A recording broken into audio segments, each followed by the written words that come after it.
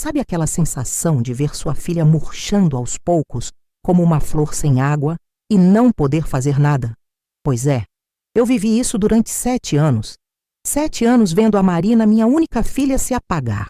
E quando finalmente descobri a verdade completa sobre o que aquele homem estava fazendo com ela, eu prometi a mim mesma, ele ia pagar. Não com violência, não com escândalo barato, mas ia pagar de um jeito que ele jamais esqueceria. E pagou. Meu Deus, como pagou? Mas deixa eu te contar desde o começo, porque essa história precisa ser contada direito, para você entender como uma professora de literatura aposentada destruiu a vida de um advogado poderoso usando apenas a verdade. Eu me chamo Leonor, tenho 62 anos hoje, mas quando isso tudo começou, eu tinha 55. Viúva há 7 anos, depois de perder meu Antônio para um infarto fulminante. A gente tinha uma vida boa, classe média, nada de luxo, mas nada faltava. Antônio era engenheiro. Eu dava aula de literatura no colégio estadual. Nossa vida girava em torno da Marina, nossa filha única. Ah, a Marina. Menina linda, inteligente, cheia de sonhos.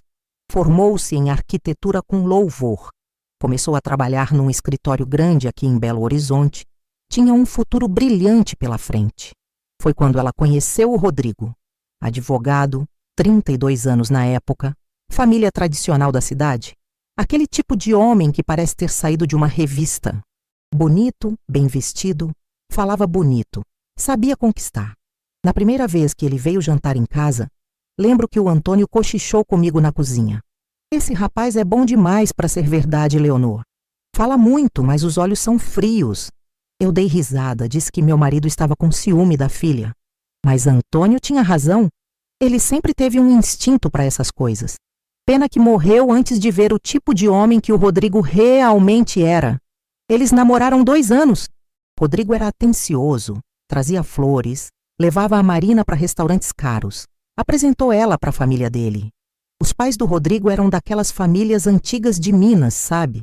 O pai dele, seu Augusto, dono de uma rede de farmácias, a mãe, Dona Glória, toda metida à sociedade, fina, cheia de frescura. Tinha também a Beatriz, irmã do Rodrigo, juíza de direito, casada com um promotor. Gente importante, gente de nome. E a gente, família comum, ficava meio deslumbrado com aquilo tudo, né? A Marina parecia tão feliz. Casaram numa cerimônia linda, igreja cheia, festa grande. Eu chorei de emoção. Antônio já estava doente, mas escondeu de todo mundo para não estragar o dia da filha. 2 meses depois, ele se foi. E eu fiquei sozinha, agarrada na esperança de que a Marina fosse ser feliz, que ela fosse realizar todos os sonhos dela. Que ilusão! Logo no primeiro ano de casamento, comecei a notar mudanças. A Marina parou de falar do trabalho. Quando eu perguntava sobre os projetos dela, ela desviava o assunto. Até que um dia ela me contou, como quem conta uma coisa normal. Mãe, eu decidi parar de trabalhar. O Rodrigo acha melhor eu focar em construir uma família, em cuidar da casa. Senti um aperto no peito. Minha filha, arquiteta brilhante, abandonando a carreira. Mas o que eu podia fazer? Ela era adulta, casada, tinha que respeitar as escolhas dela, né? Ou era isso que eu tentava me convencer? No ano seguinte vieram os gêmeos, Rafael e Gabriel. 2 meninos lindos, saudáveis, a alegria da minha vida. Eu ia na casa deles quase todo dia ajudar com os bebês. E foi aí que comecei a perceber que tinha algo muito errado. O Rodrigo controlava tudo, tudo mesmo. Ele que decidia o que a Marina comprava no supermercado, ele que liberava dinheiro para fraldas, para remédios. Uma vez eu ouvi ele gritando com ela, porque ela tinha comprado um vestido sem pedir autorização. Um vestido de R$ 120. E ele era advogado, ganhava bem, dirigia um carro do ano, usava relógio caríssimo, mas humilhava minha filha por causa de R$ 120. Comecei a notar outras coisas. A Marina sempre tinha uma desculpa para tudo. Bateu o braço na porta do armário, escorregou no banheiro, trombou com a quina da mesa, hematomas nas pernas, no braço, uma vez no rosto, mal escondido com maquiagem. Eu perguntava, ela desconversava. Até que um dia eu insisti mais e ela desabou. Mãe, pelo amor de Deus, não estraga meu casamento. O Rodrigo só fica nervoso quando está estressado com o trabalho. Ele tem muita responsabilidade, muita pressão. Eu sei lidar com isso. Não se mete, por favor. E eu, covarde que fui, aceitei. Porque a gente sempre acha que não pode se meter na vida dos filhos adultos, que casamento é problema do casal, que a gente não sabe o que acontece dentro de 4 paredes. Mas eu sabia. Eu via minha filha definhar, secar, apagar. Via o brilho dos olhos dela sumir. Via ela se encolher quando o Rodrigo chegava em casa. Via os meninos ainda tão pequenos ficarem quietinhos demais quando o pai estava por perto. Os anos foram passando. Os gêmeos crescendo. A Marina sumindo cada vez mais dentro dela mesma. Ela que era falante, risonha, virou uma sombra. Parou de sair, parou de ter amigas, parou de fazer qualquer coisa que não fosse cuidar da casa e dos filhos. O Rodrigo, por outro lado, estava cada vez mais metido, cada vez mais importante. Virou sócio de um escritório grande, aparecia na coluna social, dava entrevista para jornal. E em casa, eu sabia, ele destroçava minha filha. Teve uma época que eu quase enlouqueci. Pensava em denunciar, em gritar, em arrastar a Marina dali à força. Mas ela me implorava. Mãe, eu amo ele vai melhorar. Os meninos precisam do pai. Não destrói minha família. Como é que uma mãe luta contra isso? Como é que você salva quem não quer ser salva? Até que chegou aquele domingo. Domingo 23 de abril de 2023. Eu nunca vou esquecer essa data. Tinha combinado de almoçar com a Marina e os meninos, mas na última hora ela desmarcou. Disse que tinha imprevistos. Alguma coisa dentro de mim gritou que estava errado. Peguei o carro e fui para a casa dela sem avisar. Toquei a campainha, ninguém atendeu. Toquei de novo, silêncio. Mas o carro dela estava na garagem e eu ouvia barulho lá dentro. Usei a chave reserva que tinha. Entrei e me deparei com uma cena que me partiu ao meio. A sala estava destruída. Cadeiras viradas, almofadas no chão, uma garrafa de uísque vazia na mesa. E do corredor vinha a voz do Rodrigo, bêbado, gritando. Abre essa porra de porta, Marina! Abre agora ou eu derrubo! Corri pro corredor e vi ele socando a porta do banheiro. Dentro, ouvi a Marina soluçando. Gritei, Rodrigo, para com isso! Ele virou para mim, olhos vermelhos, bafo de álcool. A senhora não devia estar aqui, dona Leonor. Isso é entre eu e minha mulher. Respondi firme. Tira a mão dessa porta agora. Ele deu risada, uma risada de desprezo. Ou o quê? A senhora vai fazer o quê? Foi quando ouvi um choro baixinho vindo de um dos quartos. Empurrei o Rodrigo, fui correndo para o quarto dos meninos. Encontrei Rafael e Gabriel embaixo da cama, abraçados, tampando os ouvidos, chorando de medo. Aquilo me quebrou. Peguei os dois no colo, levantei e olhei para o Rodrigo com um ódio que eu nem sabia que existia dentro de mim. Você acabou de perder sua família? Eu vou tirar minha filha e meus netos daqui. E você vai pagar por cada lágrima que eles derramaram por sua causa. Ele riu. Riu na minha cara. E disse, a senhora não pode fazer nada. A Marina é minha mulher. Esta casa é minha. Esses meninos são meus. A senhora não tem direito nenhum aqui. Aí eu olhei bem nos olhos dele e falei baixo, bem baixo. Você não faz ideia do que uma mãe é capaz quando mexem com os filhos dela. Mas vai descobrir. Consegui convencer a Marina a sair dali naquele mesmo dia. Disse que era só para se acalmar, que a casa dela estava precisando de uns reparos na tubulação que tinha estourado, que era melhor ficar uns dias na minha casa com os meninos. Ela aceitou, mais por exaustão do que por outra coisa. O Rodrigo nem tentou impedir. Acho que até ficou aliviado de ter a casa livre. Naquela noite, com a Marina e os meninos dormindo no quarto de hóspedes, sentei na cozinha e tomei a decisão mais importante da minha vida. Não ia mais ficar de braços cruzados. Não ia mais aceitar desculpas. Ia acabar com aquele casamento. Ia tirar minha filha das garras daquele homem e ia fazer ele pagar por tudo que fez. Mas não ia fazer do jeito errado. Não ia brigar, gritar, fazer escândalo. Ia fazer do jeito certo. Do jeito que dói mais. Com a verdade. Na segunda-feira de manhã, depois de levar os meninos para a escola, liguei para o Carlos Eduardo. Ele tinha sido meu aluno há uns 15 anos.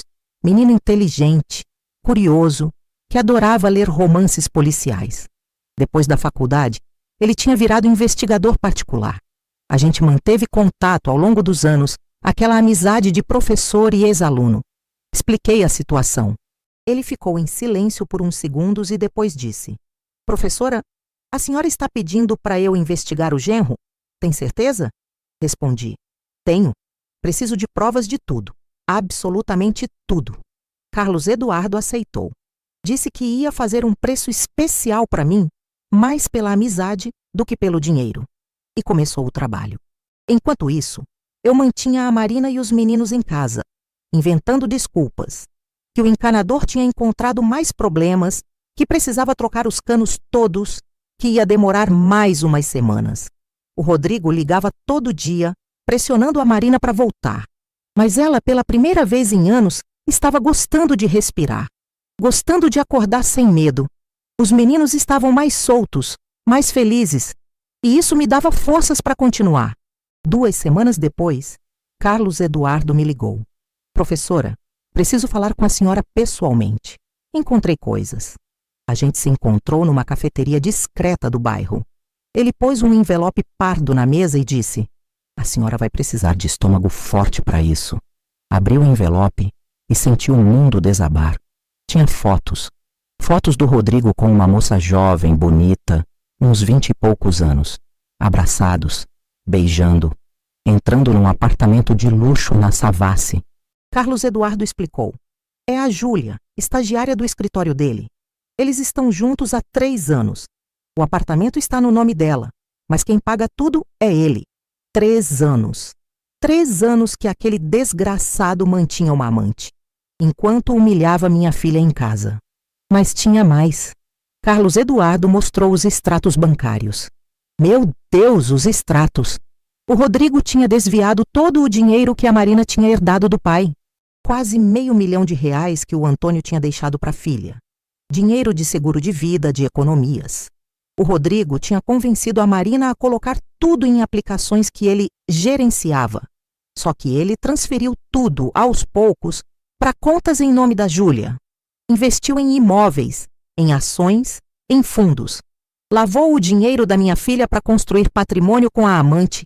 Ainda tinha mais. Carlos Eduardo tinha conseguido gravar conversas entre o Rodrigo e a Júlia.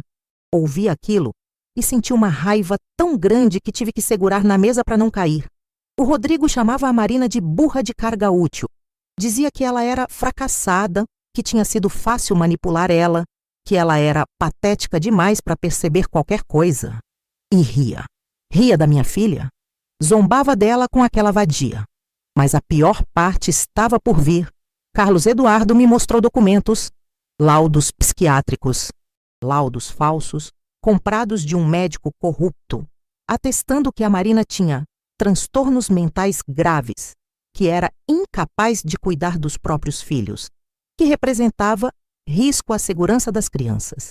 O Rodrigo estava planejando pedir o divórcio e usar esses laudos para conseguir a guarda exclusiva dos gêmeos.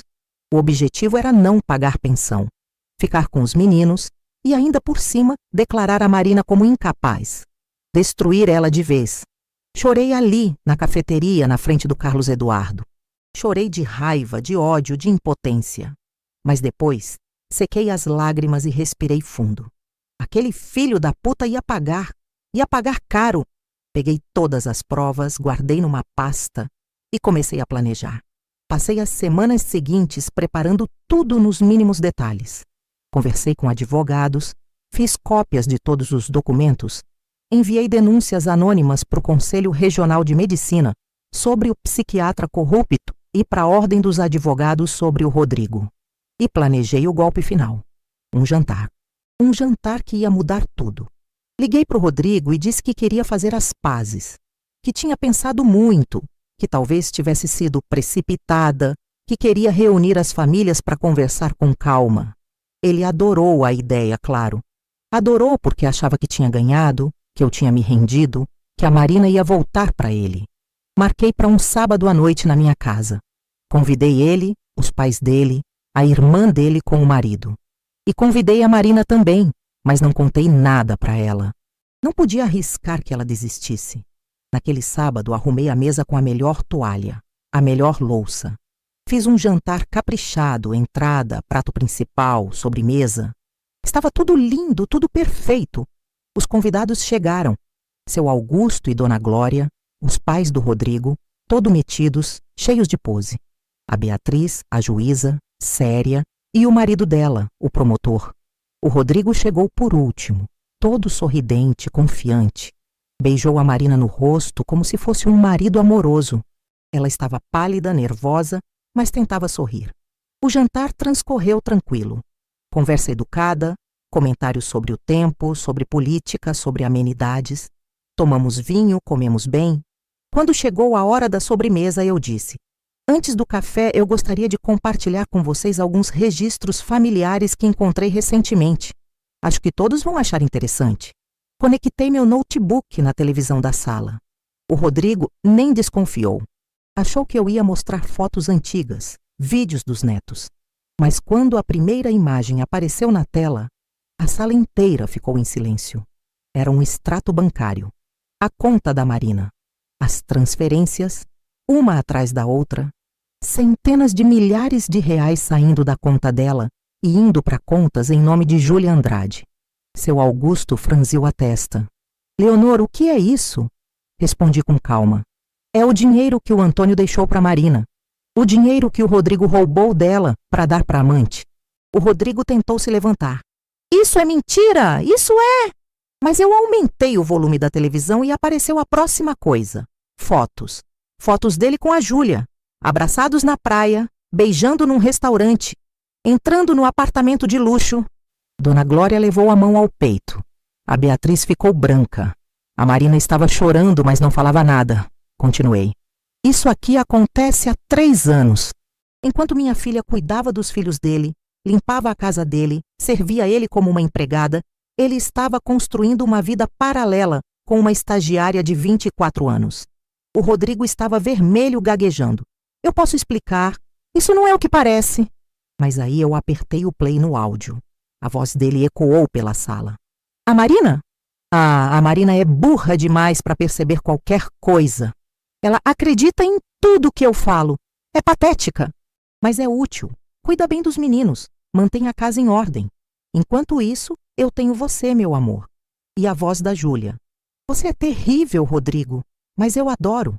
O silêncio que caiu naquela sala foi ensurdecedor.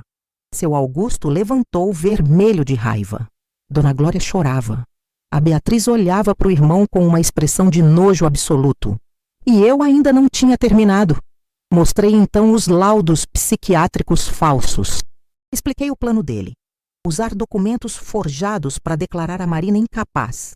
Tomar a guarda dos meninos, não pagar pensão. Destruir ela completamente.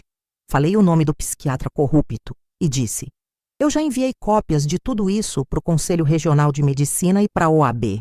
O Dr. Fabrício já está sendo investigado. E você, Rodrigo, também. A Beatriz se levantou. Olhou para o irmão como se estivesse vendo um estranho e disse, com uma voz gelada que cortava: você é uma vergonha! Uma vergonha para essa família, para o seu nome, para tudo que a gente representa. Eu sou juíza. Eu passei a vida inteira defendendo a lei. E você, advogado, falsifica documentos, rouba dinheiro, destrói uma mulher inocente. Você me enoja. Virou para as costas e saiu. O marido dela foi atrás. Seu Augusto olhou para o filho e balançou a cabeça. Eu te dei tudo. Educação, oportunidades, nome. E você faz isso? Você destrói uma família? Rouba sua própria mulher? Dona Glória soluçava. Como você pôde, Rodrigo? Como você pôde? O Rodrigo tentou mais uma vez se defender, mas não tinha defesa. As provas estavam todas ali, na cara de todo mundo. Ele saiu arrastando, humilhado, destruído. Os pais dele ficaram, pediram desculpas para Marina, para mim, choraram com a gente. E depois foram embora, levando a vergonha do filho junto. Naquela noite, Marina dormiu no meu colo como uma criança. Chorou tudo o que tinha para chorar. Mas eram lágrimas diferentes. Não eram lágrimas de medo, de vergonha. Eram lágrimas de libertação. Pela primeira vez em 10 anos, ela se permitiu sentir raiva, sentir ódio, sentir que tinha sido vítima. e sentir que merecia coisa melhor. Na segunda-feira, entramos com o pedido de divórcio, com todas as provas. O advogado que contratamos disse que era o caso mais fácil da carreira dele. O Rodrigo tentou contra-atacar, tentou inventar histórias, mas não tinha como. As provas eram irrefutáveis. A OAB abriu processo disciplinar contra ele. Investigaram e encontraram outras irregularidades, outras falcatruas. 6 meses depois, ele foi cassado. Perdeu o registro. Deixou de ser advogado. O psiquiatra corrupto também foi cassado, perdeu o CRM, ainda respondeu criminalmente. A Júlia, quando descobriu que o apartamento que estava no nome dela tinha sido comprado com dinheiro roubado e que ainda por cima o Rodrigo tinha contraído dívidas estratégicas em nome dela, ficou louca. Denunciou ele por estelionato. Virou testemunha de acusação. O castelo de cartas do Rodrigo desmoronou completamente. O divórcio saiu em tempo recorde. Marina ficou com a guarda integral dos meninos. Recuperou todo o dinheiro que tinha sido desviado, com correção monetária, juros, multa. Ficou com 70% do patrimônio do casal. O Rodrigo foi condenado a pagar uma pensão alimentícia pesada para os gêmeos e perdeu o direito de visitação não supervisionada. Só podia ver os filhos se tivesse alguém presente. E ainda assim, os meninos não queriam vê-lo. Os pais do Rodrigo, seu Augusto e Dona Glória, ficaram tão envergonhados que romperam relações com o filho, mas criaram um fundo fiduciário para os netos, administrado por mim e pela Marina. Queriam garantir o futuro dos meninos, mesmo que o pai deles fosse um lixo. 6 meses depois de tudo isso, a Marina fez algo que me encheu de orgulho. Ela reabriu o escritório de arquitetura. Começou devagar, pegando projetos pequenos, mas a qualidade do trabalho dela falou por si. Logo ela estava com a agenda cheia. O primeiro projeto grande que ela pegou foi reformar a minha casa. Disse que queria fazer aquilo como símbolo da reconstrução das duas, da vida nova que a gente estava construindo juntas. Os gêmeos voltaram a ser crianças de verdade, sorridentes, falantes, bagunceiros. Não tinham mais aquele medo nos olhos. Voltaram a brincar, a rir, a fazer pirraça. A casa vivia cheia de amiguinhos deles, de barulho, de vida. Era lindo de ver. E o Rodrigo? Bom, o Rodrigo vivia num apartamento de 1 quarto na periferia. Trabalhava como despachante, ganhando uma miséria. Foi expulso do círculo social que frequentava. Os antigos colegas viravam a cara quando viam ele na rua. Perdeu prestígio, perdeu dinheiro, perdeu respeito, perdeu tudo. E pior que tudo isso, perdeu os filhos. Os gêmeos não queriam saber dele. Quando ele tentava ligar, eles desligavam. Quando ele marcava as visitas supervisionadas, eles iam por obrigação, ficavam calados, contando os minutos para ir embora. Teve uma vez que ele tentou me procurar. Apareceu na porta da minha casa, de cabeça baixa, pedindo para conversar. Eu deixei ele entrar, ofereci um café. Ele sentou na sala, naquela mesma sala onde eu tinha exposto todas as podres dele, e disse: "Eu errei, dona Leonor. Errei muito. Eu queria pedir desculpas." Olhei para ele e respondi: "Rodrigo, você não errou. Errar é tropeçar, é escorregar. Você planejou. Você escolheu destruir minha filha, roubar dela, humilhar ela. Você escolheu cada passo disso. Então não vem me pedir desculpas, como se tivesse sido um acidente. Você colheu exatamente o que plantou." Ele começou a chorar. Um homem de 40 e poucos anos chorando na minha sala. Mas eu não senti pena. Senti apenas uma satisfação fria. Uma justiça cumprida. Disse para ele: "Os meninos não querem te ver porque você ensinou eles a ter medo. A Marina não te odeia porque você não merece nem isso. Ela simplesmente seguiu em frente. E eu fiz o que qualquer mãe deveria fazer. Protegi minha filha." Ele saiu da minha casa naquele dia e nunca mais voltou. Hoje, 4 anos depois, a vida é outra. A Marina tem um escritório de sucesso. Ganhou até prêmio de arquitetura pelo projeto de uma escola sustentável. Os gêmeos estão com 12 anos, estudando bem, felizes, saudáveis. Ela conheceu um homem bom, um professor de história, viúvo, que a trata com o respeito que ela sempre mereceu. Eles estão namorando há 1 ano com calma, sem pressa. E ele é maravilhoso com os meninos. Eu voltei a dar aulas. Não no colégio estadual, já estou velha para a rotina de escola. Mas dou aula num curso comunitário para mulheres vítimas de violência doméstica. Ensino literatura, mas ensino também sobre direitos, sobre autoestima, sobre como se libertar. Conto a história da Marina com a autorização dela. E vejo nos olhos daquelas mulheres a mesma coisa que vi nos olhos da minha filha. A fagulha da esperança renascendo. Teve uma moça, a Joana, que veio me procurar depois de uma aula. Ela tinha 28 anos, 2 filhos pequenos e um marido que batia nela. Me disse: Dona Leonor, eu não tenho coragem de fazer o que a senhora fez pela sua filha. Eu tenho medo. Segurei na mão dela e falei: Filha, coragem não é não ter medo. Coragem é ter medo e fazer mesmo assim. E você não está sozinha. Tem gente que pode te ajudar. Eu vou te ajudar. Ajudei a Joana a sair daquele inferno.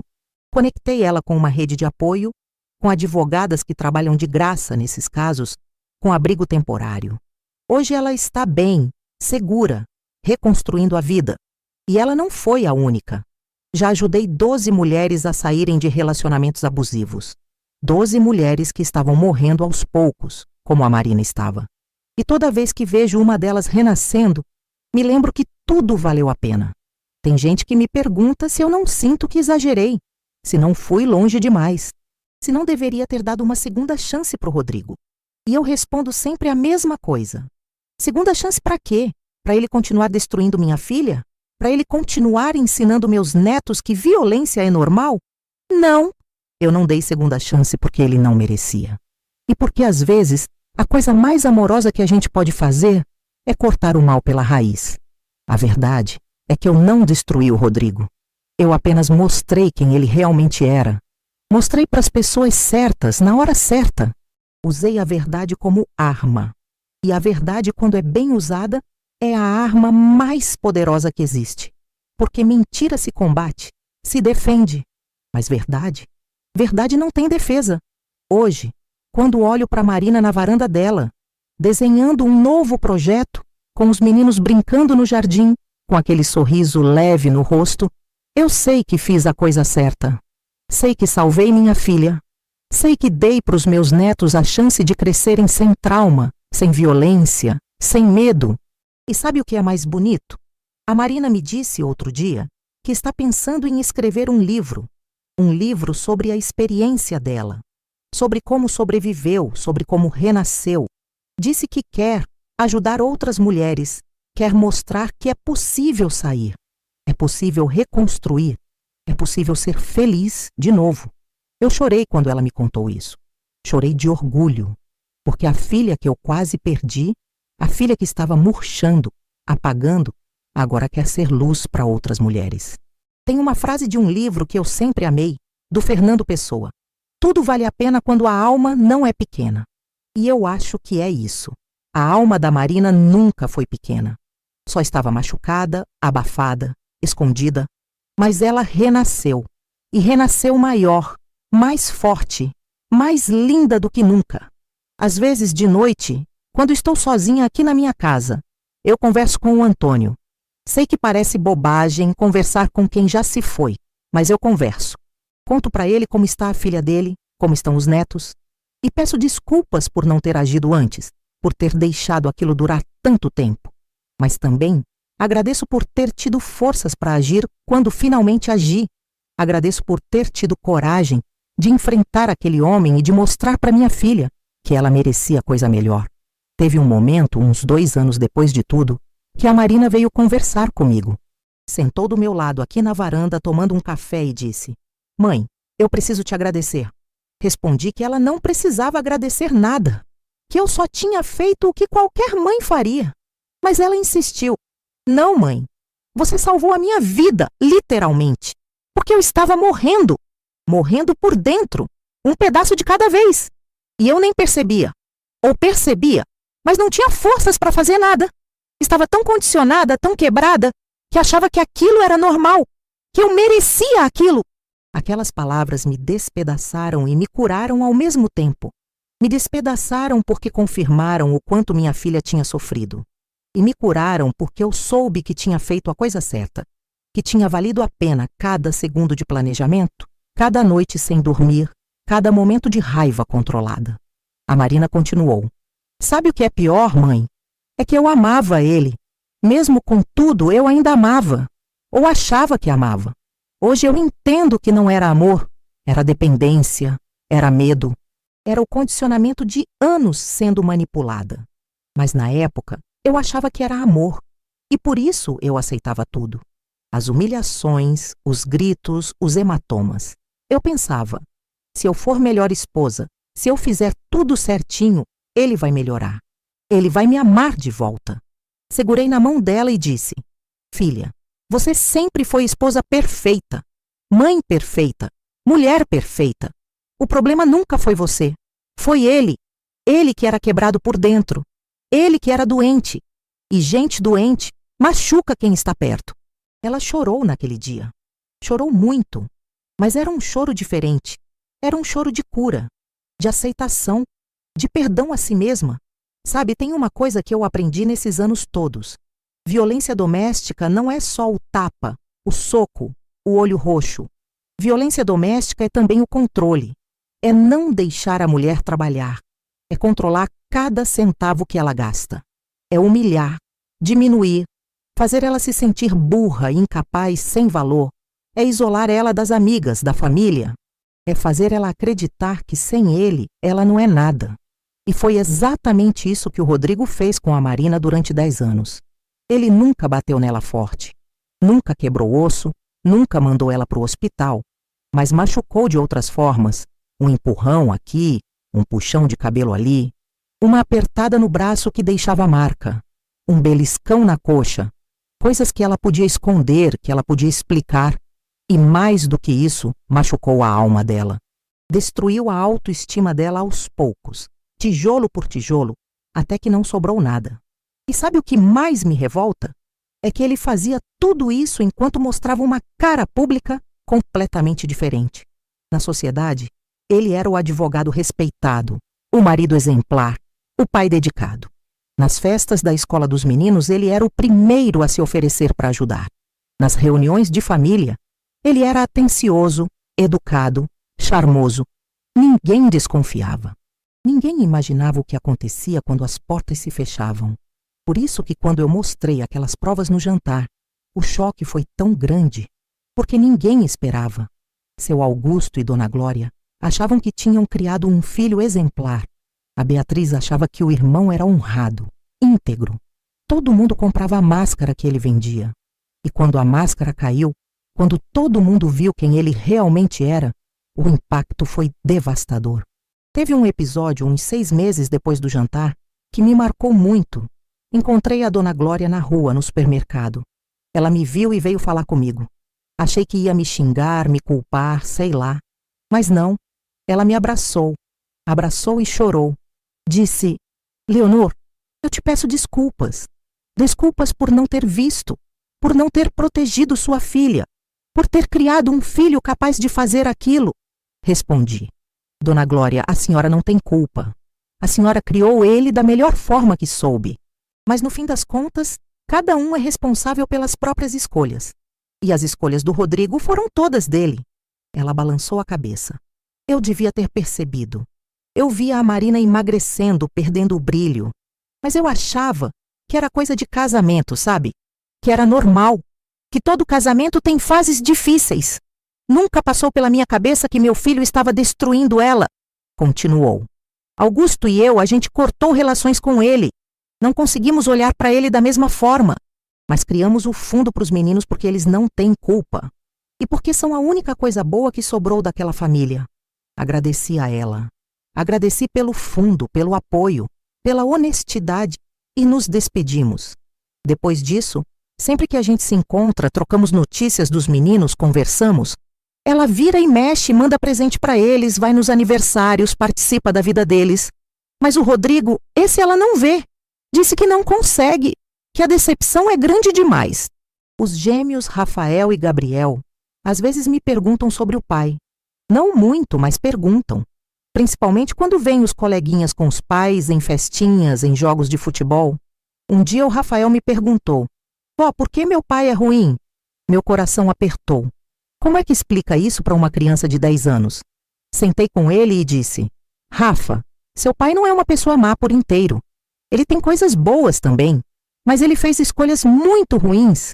Ele machucou sua mãe, machucou vocês. E quando a gente machuca as pessoas que ama, a gente perde o direito de estar perto delas. Ele pensou um pouco e perguntou: Mas ele ainda é meu pai? Respondi: Sempre vai ser seu pai. Ninguém tira isso. Mas pai não é só quem faz, Rafa. Pai é quem cuida, quem protege, quem ama. E seu pai, infelizmente, não fez isso. O Gabriel, que estava ouvindo, falou: Eu não gosto quando a gente vai visitar ele. Ele fica triste e eu não sei o que falar. Disse para ele: Gabi, você não é obrigado a gostar. Você não é obrigado a querer ver ele. Se for muito difícil, a gente pode conversar com a juíza, explicar. Ninguém vai te obrigar a nada. Ele pareceu aliviado. A verdade é que o Rodrigo perdeu os filhos, não legalmente, mas emocionalmente. Eles não têm vínculo com ele, não têm memórias boas. As memórias que têm são de medo, de tensão, de choro. Como é que constrói uma relação em cima disso? Não constrói. E isso, para mim, é a punição mais dura que ele poderia ter. Porque dinheiro se recupera, reputação se reconstrói, mas o amor dos filhos, esse, uma vez perdido, dificilmente volta.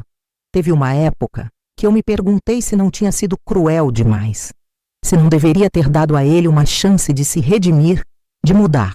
Mas aí eu lembrava das fotos, dos áudios, do plano dele de destruir a Marina judicialmente usando laudos falsos, e a dúvida passava.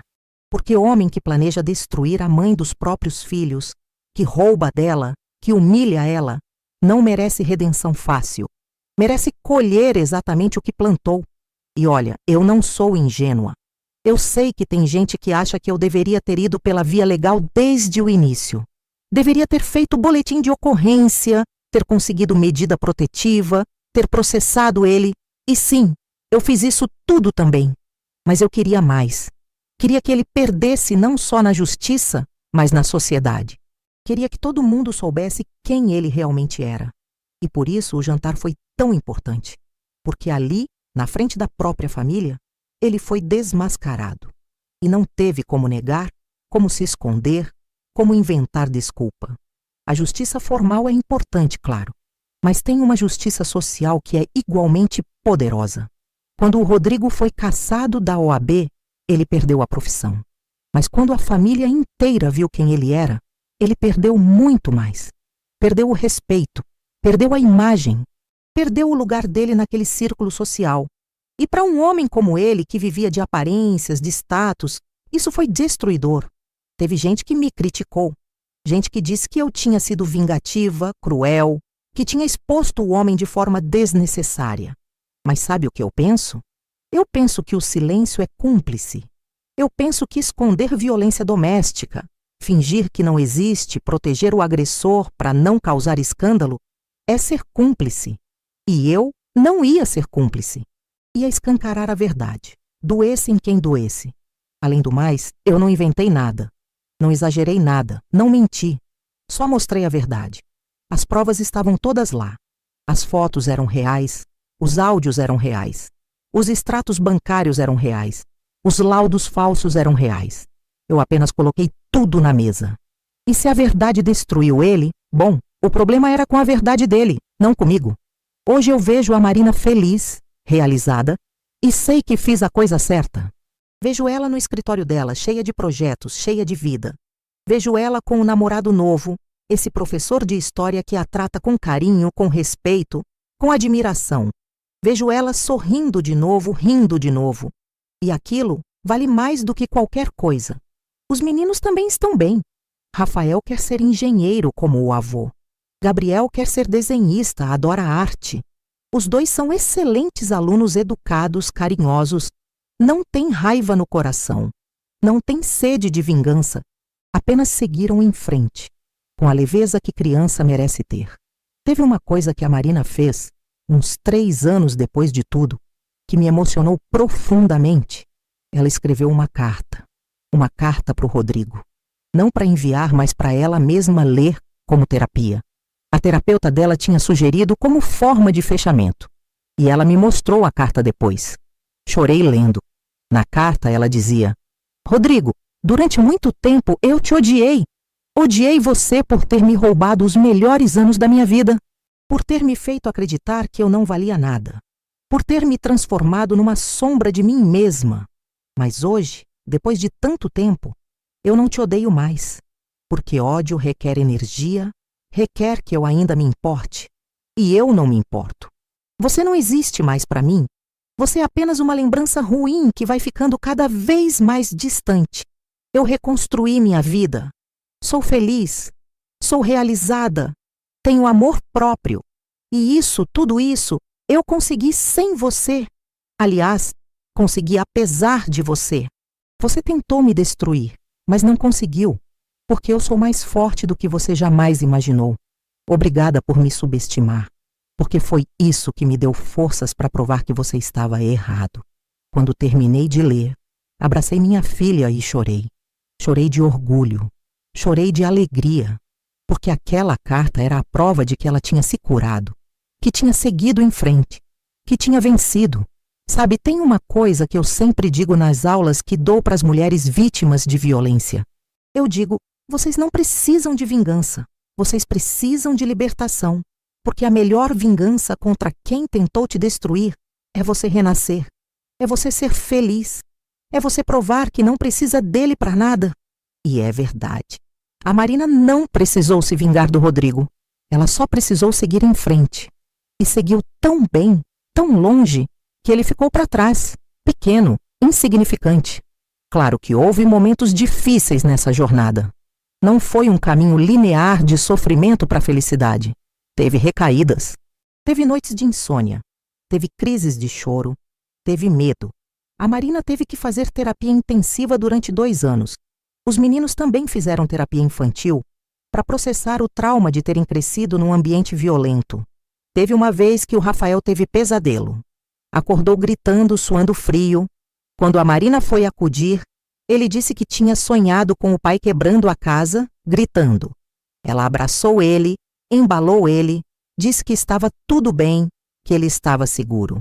Mas depois, quando o menino dormiu de novo, ela ligou para mim chorando. Mãe, o que eu fiz com meus filhos? Eles vão carregar isso para o resto da vida. Tive que acalmar ela, dizer que não, que as crianças são resilientes, que com amor e terapia eles iam ficar bem. E ficaram. Mas foi um processo. Eu mesma tive que fazer terapia, porque carregar aquela raiva toda, aquele ódio todo, não era saudável. Precisei aprender a soltar, a perdoar, não o Rodrigo, mas a mim mesma. Perdoar por não ter agido antes. Perdoar por não ter visto os sinais mais cedo. Perdoar por ter acreditado nas desculpas da Marina durante tanto tempo. A terapeuta me disse uma coisa que nunca esqueci. Leonor, você fez o melhor que pôde com as informações que tinha na época. Não adianta se culpar pelo passado. O que importa é que quando você teve certeza, quando você teve provas, você agiu.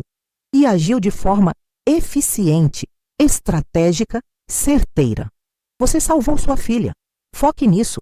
E é nisso que eu foco. No fato de que, no fim das contas, eu salvei minha filha. Salvei meus netos. E, de quebra, ajudei a expor um homem perigoso, um homem que poderia ter feito a mesma coisa com outra mulher no futuro. Porque homens como o Rodrigo não mudam. Eles só mudam de vítima. Tem uma coisa curiosa que aconteceu uns 2 anos depois de tudo. A Júlia, a ex-amante do Rodrigo, me procurou. Apareceu no meu portão um dia, nervosa, pedindo para conversar. Eu hesitei, mas deixei ela entrar. A gente sentou na sala e ela começou a falar. Disse que queria me pedir desculpas, que sabia que tinha sido cúmplice na destruição da Marina, que na época ela era jovem, boba, achava que estava vivendo um grande amor, que o Rodrigo tinha pintado a Marina como uma mulher fria, distante, que não o amava, que ele tinha dito que o casamento estava acabado, que ele só estava esperando o momento certo para se separar. E ela, ingênua, tinha acreditado. Continuou. Eu só descobri a verdade quando você mostrou aquelas provas. Quando eu vi os áudios, Quando eu ouvi ele rindo dela, chamando ela de burra, de fracassada. Quando eu percebi que ele tinha roubado o dinheiro dela para me dar, para comprar apartamento para mim, eu me senti usada, suja. Percebi que eu não era a mulher amada. Eu era a outra peça no jogo dele. E que se não fosse eu, seria outra qualquer. Ela chorava. E eu, estranhamente, sentia pena dela. Porque ela tinha sido manipulada também. De forma diferente, mas tinha. O Rodrigo era expert nisso. Manipular, controlar, usar as pessoas como peças no tabuleiro dele. Perguntei o que tinha por acontecido com ela. Ela disse que tinha terminado tudo com ele assim que descobriu a verdade. Que tinha prestado depoimento na polícia, ajudado a incriminar ele. Que tinha voltado para a casa dos pais em outra cidade para recomeçar a vida longe daquele pesadelo. Disse que estava fazendo terapia, tentando entender como tinha se deixado envolver naquilo tudo. Falei para ela: Júlia, eu não vou dizer que te perdoo porque você machucou minha filha. Você pode não ter sabido de tudo, mas você sabia que ele era casado. Você sabia que tinha filhos. E mesmo assim, você se envolveu. Mas eu entendo que você também foi vítima de certa forma. Vítima da manipulação dele. Então o que eu posso te dizer é: aprende com isso. Nunca mais se envolva com um homem casado. Nunca mais acredite em história de meu casamento está acabado. Nunca mais seja cúmplice, mesmo que sem querer, da destruição de outra mulher. Ela agradeceu e foi embora. Nunca mais a vi, mas fiquei pensando naquilo.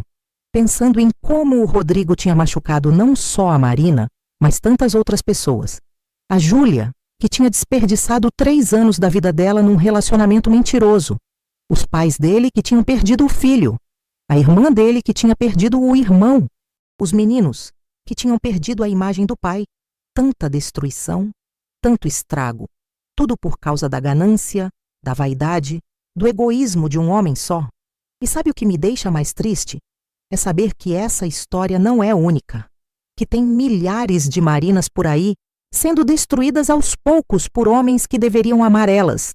Tem milhares de mulheres presas em relacionamentos abusivos, sem coragem de sair, sem saber como sair. E por isso eu faço questão de contar essa história. Por isso eu dou aulas. Por isso eu ajudo outras mulheres. Porque se a história da Marina pode inspirar uma mulher a sair de um relacionamento abusivo, já valeu. Se pode fazer uma mãe prestar mais atenção nos sinais, já valeu.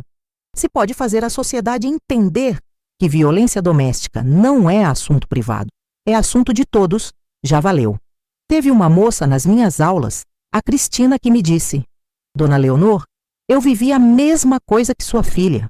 Meu ex-marido me controlava, me humilhava, me batia. Eu achei que nunca ia conseguir sair. Mas quando eu ouvi a história de vocês, eu pensei: se ela conseguiu, eu também consigo. E consegui. Hoje eu sou livre. Quando ela me disse isso, eu soube que tudo tinha valido a pena. Cada lágrima, cada noite sem dormir, cada momento de raiva, tudo. Hoje, quando eu olho para trás, eu vejo que aquele jantar foi um divisor de águas não só na vida da Marina, mas na minha também. Porque eu descobri uma força dentro de mim que eu não sabia que tinha. Descobri que sou capaz de ser implacável quando preciso proteger quem eu amo. Descobri que verdade, quando bem usada, é a arma mais poderosa que existe. E descobri também que justiça não é vingança. Vingança é quando você machuca alguém para se sentir melhor. Justiça é quando você expõe a verdade e deixa que as consequências naturais aconteçam. Eu não destruí o Rodrigo. Ele se destruiu sozinho com as escolhas dele. Eu apenas mostrei para todo mundo quem ele realmente era. Às vezes eu imagino como teria sido se eu não tivesse agido. Se eu tivesse continuado calada, aceitando as desculpas da Marina, fingindo que não via nada. A Marina provavelmente estaria morta hoje. Talvez não fisicamente, mas emocionalmente, com certeza. Os meninos cresceriam achando que violência é normal, que homem pode bater, humilhar, controlar. E o ciclo continuaria. Mas não continuou, porque eu quebrei o ciclo. Quebrei com informação, com estratégia, com coragem. E hoje, quando vejo os meninos brincando, felizes, sem medo, Eu sei que fiz mais do que salvar minha filha. Salvei a geração seguinte também. O Rafael me disse, semana passada: Vó, quando eu crescer e casar, eu vou tratar minha esposa com respeito. Vou ajudar em casa, vou cuidar dos filhos, vou ser parceiro de verdade. Porque eu vi o quanto minha mãe sofreu. E eu nunca quero fazer nenhuma mulher sofrer assim. Meu coração quase explodiu de orgulho. Porque ali estava a prova de que valeu a pena.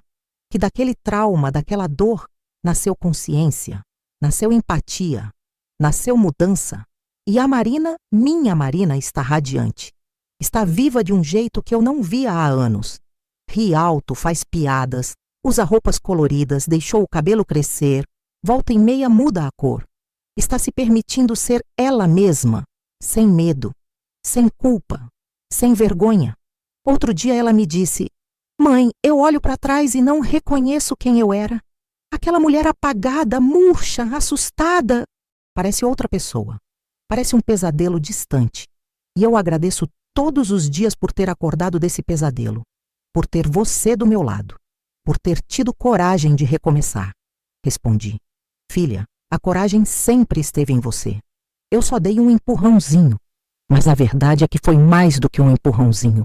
Foi uma revolução. Uma revolução silenciosa, estratégica, eficiente. E o resultado está aí para todo mundo ver. Uma mulher renascida, crianças felizes, um agressor exposto e neutralizado. Tem gente que me pergunta se eu não tenho medo de represália. Se não tenho medo que o Rodrigo faça alguma coisa comigo, com a Marina, com os meninos. E eu respondo que não, porque homem como o Rodrigo é covarde. Ele só ataca quem está vulnerável, quem ele consegue controlar.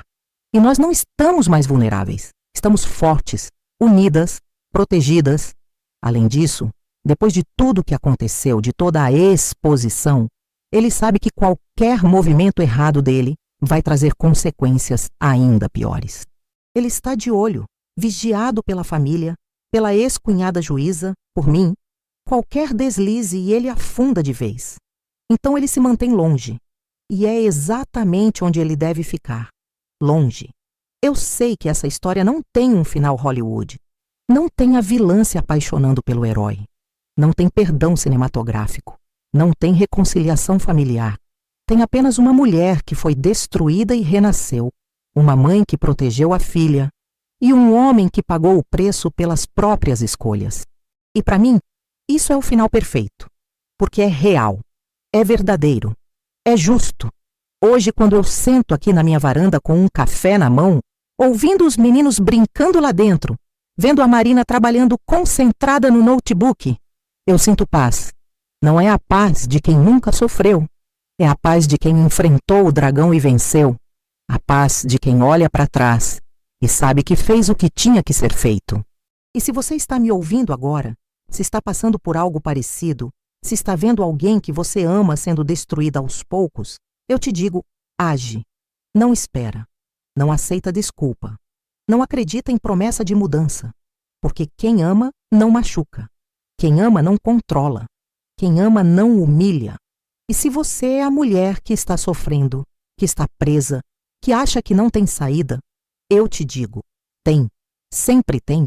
Pode não parecer agora, pode parecer impossível, mas tem saída. Procura ajuda. Fala com alguém. Liga para o 180. Vai num posto policial, procura uma casa de apoio. Mas não fica. Não aceita. Porque você merece mais. Muito mais. Sua vida não precisa ser perfeita. Mas precisa ser sua. Precisa ser livre. Precisa ser vivida sem medo. E isso é possível. A Marina é a prova viva disso. Eu sou a prova viva disso.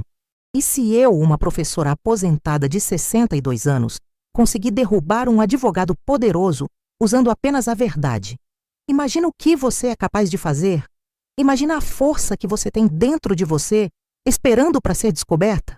Porque no fim das contas, essa história não é sobre vingança. É sobre amor. Amor de mãe. Amor próprio. Amor pela vida. E amor, o amor verdadeiro, é a força mais poderosa que existe. Então, se você também já precisou fazer justiça com as próprias mãos, se já teve que proteger alguém que você ama, se já renasceu das cinzas de uma dor, me conta nos comentários. eu leio cada história com carinho. Porque a gente precisa dividir essas histórias. Precisa mostrar para as outras mulheres que não estão sozinhas, que tem saída, que tem esperança. E para você que está sofrendo agora, que está lendo isso com o coração apertado porque se viu na história da Marina, eu deixo um recado. Você vai sobreviver, vai renascer, vai ser feliz de novo. Eu sei que parece impossível agora, mas não é. Dá o primeiro passo, só o primeiro, e depois o segundo. E aos poucos você vai ver que consegue caminhar de novo, consegue voar de novo. Porque você é mais forte do que imagina, mais corajosa do que pensa, mais capaz do que acredita. E um dia, daqui a alguns anos, você vai sentar na sua varanda, com um café na mão, e vai lembrar dessa época como um pesadelo distante. Vai olhar para a vida que construiu, para os filhos felizes, para a paz que conquistou, e vai sorrir. Vai sorrir porque sobreviveu, porque venceu, porque renasceu, assim como a Marina renasceu, assim como eu renasci, assim como tantas outras mulheres que passaram por isso e saíram do outro lado mais fortes. A dor não dura para sempre, mas a força que a gente descobre dentro da dor, essa sim dura, e transforma, e liberta. Então respira fundo, acredita, age e renasce.